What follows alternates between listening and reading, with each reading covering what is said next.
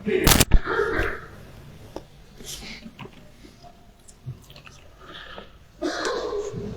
الحمد للہ نحمده ونصلی علی رسوله الکریم اما بعد اعوذ باللہ السمیع العلیم من الشیطان الرجیم بسم اللہ الرحمن الرحیم وَيَقُولُونَ طَاعَةٌ فَإِذَا بَرَزُوا مِنْ عِنْدِكَ بَيَّتَ طَائِفَةٌ مِّنْهُمْ غَيْرَ الَّذِي تَقُولُ وَاللَّهُ يَكْتُبُ مَا يُبَيِّتُونَ فَأَعْرِضْ عَنْهُمْ وَتَوَكَّلْ عَلَى اللَّهِ وَكَفَى بِاللَّهِ وَكِيلًا أَفَلَا يَتَدَبَّرُونَ الْقُرْآنَ وَلَوْ كَانَ مِنْ عِنْدِ غَيْرِ اللَّهِ لَوَجَدُوا فِيهِ اخْتِلَافًا كَثِيرًا وَإِذَا جَاءَهُمْ أَمْرٌ مِّنَ الْأَمْنِ أَوِ الْخَوْفِ أَذَاعُوا بِهِ وَلَوْ رَدُّوهُ إِلَى الرَّسُولِ وَإِلَى أُولِي الْأَمْرِ مِنْهُمْ لَعَلِمَهُ الَّذِينَ يَسْتَنبِطُونَهُ مِنْهُمْ وَلَوْلَا فَضْلُ اللَّهِ عَلَيْكُمْ وَرَحْمَتُهُ لَاتَّبَعْتُمُ الشَّيْطَانَ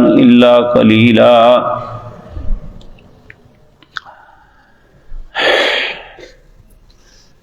حضرات محترم، ان آیات میں منافقین کی کچھ علامات بیان کی گئی ہیں۔ حقیقتاً تو یہ اس وقت کے ان لوگوں کے متعلق تھی جو اس وقت نفاق کے بیماری مرض میں مبتلا تھے، لیکن آج بھی اگر ان بیماریوں میں کوئی شخص مبتلا ہے تو اسے اپنے ایمان پہ غور کر لینا چاہیے، کیونکہ یہ بات یاد رکھیں، ایمان اور نفاق یہ دونوں اکٹھے نہیں چل سکتے۔ اگر نفاق ہوگا تو ایمان نہیں، اگر واقعتاً ایمان ہوگا تو پھر نفاق نہیں۔ اب سوال یہ پیدا ہوتا ہے وہ کون سی ایسی بیماریاں ہیں جن کا تذکرہ کیا؟ یہ آیت ہمارے لیے انتہائی قابل غور ہے، ہمیں ضرور اس پہ غور و فکر کرنا چاہیے کہ اللہ ہم سب پہ رحم فرمائے۔ ہم میں سے اکثر و بیشتر لوگ اس بیماری کا اس مرض کا شکار ہیں۔ وہ کیا؟ اللہ فرماتے ہیں وَيَقُولُونَ طَاعَةٌ، جب رسول اللہ صلی اللہ علیہ وسلم کوئی حکم فرماتے، کوئی بات بتاتے، کسی بات سے منع کرتے تو کہتے ہیں ہم آپ کی بات مان لی۔ وَيَقُولُونَ طَاعَةٌ، کہتے ہیں ہم نے اطاعت کی۔ فَإِذَا بَرَزُوا مِنْ عِنْدِكَ بَيَّتَ طَائِفَةٌ مِّنْهُمْ غَيْرَ الَّذِي تَقُولُ، بس جب یہ الگ ہوتے اپنے گھروں کے اندر رات کو تو ایک گروہ ان میں سے اس کے بالکل خلاف چلتا، جو وعدہ کر کے آئے اس پہ عمل نہیں کرتے تھے۔ غیر الذی تقول، اس کے علاوہ بات کرتے جو پہلے وعدہ کر کے آئے۔ تو اللہ رب العزت فرماتے ہیں واللہ یکتب ما یبیتون،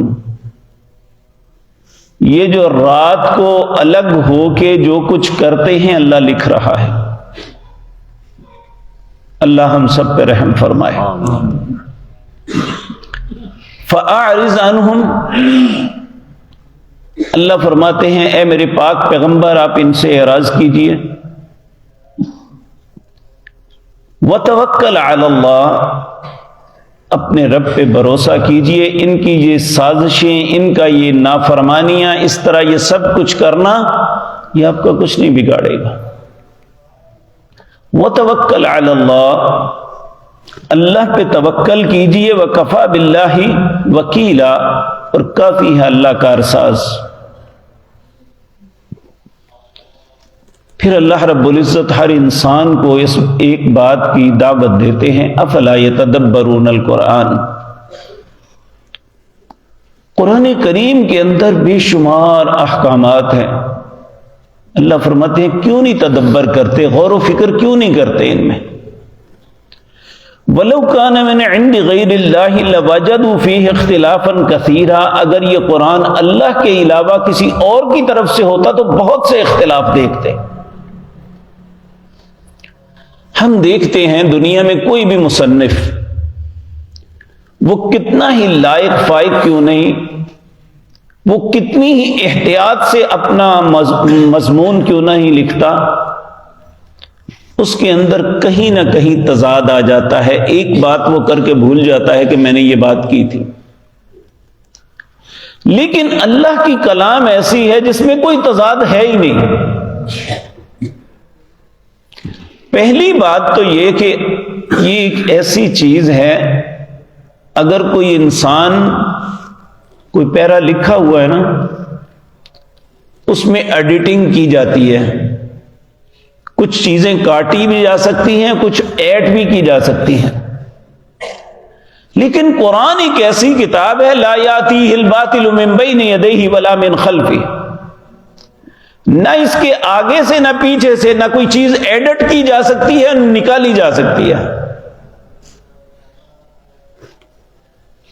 تو اللہ رب العزت فرماتے ہیں افلا یتدبرون القرآن، اس قرآن پہ تدبر کیوں نہیں کرتے؟ وَلَوْ كَانَ مِنْ عِنْدِ غَيْرِ اللَّهِ، اگر یہ اللہ کے علاوہ کسی اور کی طرف سے ہوتا لَوَجَدُوا فِيهِ اخْتِلَافًا كَثِيرًا، تم اس میں بہت سے اختلافات دیکھتے ہیں۔ وَإِذَا جَاءَهُمْ أَمْرٌ مِّنَ الْخَوْفِ مِنَ الْأَمْنِ أَوِ الْخَوْفِ، اور جب ان کے پاس کوئی امن کی بات آتی ہے یا خوف کی،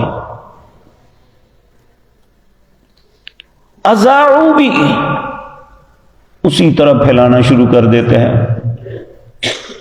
حالانکہ چاہیے یہ کہ وَلَوْ رَدُّوهُ إِلَى الرَّسُولِ وَإِلَى أُولِي الْأَمْرِ مِنْهُمْ، اگر یہ وہ بات اللہ کے رسول کے پاس یا جو صاحب امر یعنی دانا اور عقل مند لوگ ہیں ان کے پاس لے جاتے، لَعَلِمَهُ الَّذِينَ يَسْتَنبِطُونَ، وہ اس کی بہتر تدبیر بتاتے کہ یہ معاملہ اس طرح نہیں اس طرح ہے۔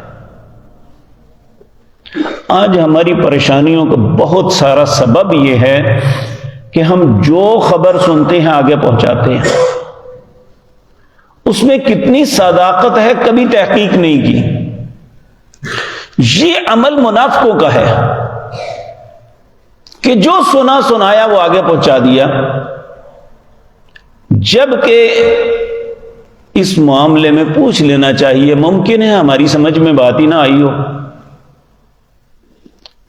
تو یستنبطونہ منہم، وہ عقل مند دانا یا رسول اللہ صلی اللہ علیہ وسلم اس کا بہتر استنباط، بہتر تدبیر بتا دیتے کہ یہ اس طرح نہیں اس طرح بات ہے۔ پھر اللہ فرماتے ہیں وَلَوْلَا فَضْلُ اللَّهِ عَلَيْكُمْ وَرَحْمَتُهُ،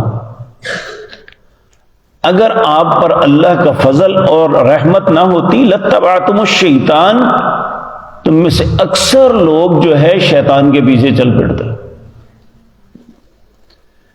الا قلیلا، بہت کم لوگ رہتے ہیں۔ تو اس لیے دانائی اور عقل مندی یہ ہے۔ نبی کریم صلی اللہ علیہ وسلم ایک شخص سے بڑا پیار کرتے، اس سے بڑا محبت کے ساتھ پیش آتے، اس کا نام اشجع تھا۔ یہ بنو عبد القیس کے خاندان سے اس کا تعلق تھا۔ صحابہ کو بھی بڑا تعجب کہ یہ اس کا معاملہ کیا ہے کہ نبی کریم اس کے ساتھ بہت کچھ کر۔ تو ایک دن نبی کریم نے لوگوں کے سامنے بتا ہی دیا کہ اشجع تیرے اندر دو صفتیں ایسی ہیں جو اللہ کو بہت پسند ہیں، ایک حلم بردباری، اور دوسرا جب بھی تم کسی بات کا فیصلہ کرتے ہو سوچ سمجھ کے اور مشورہ کر کے کرتے ہو، یہ اللہ کو تیری خوبیاں بہت پسند ہیں۔ ہم دنیا کا سب سے عقل مند انسان اپنے آپ کو سمجھتے ہیں کہ جو میں نے فیصلہ کر دیا ہے وہی ٹھیک ہے، حالانکہ سب سے بڑی دنیا کی بے وقوفی یہ ہے کہ انسان دوسروں کو بے وقوف اور اپنے آپ کو عقل مند سمجھے، اور ممکن ہے جسے وہ کچھ بھی نہیں سمجھ رہا وہ اسے بہت اچھا مشورہ دے دے۔ تو یہ قرآن ہمیں زندہ رہنے کے لیے اور بہت سی خباثتوں اور ان باتوں سے تکلیفوں سے بچنے کے لیے یہ ساری راہیں بتاتا ہے۔ اب ہماری مرضی ہے کہ ہم نفاق کے رستوں کو اپنائیں یا ایمان کے رستوں کو اپنائیں۔ اللہ ہم سب کو بہتر رستہ اپنانے کی توفیق عطا فرمائے۔ اقول قولی ھذا واستغفر اللہ لی۔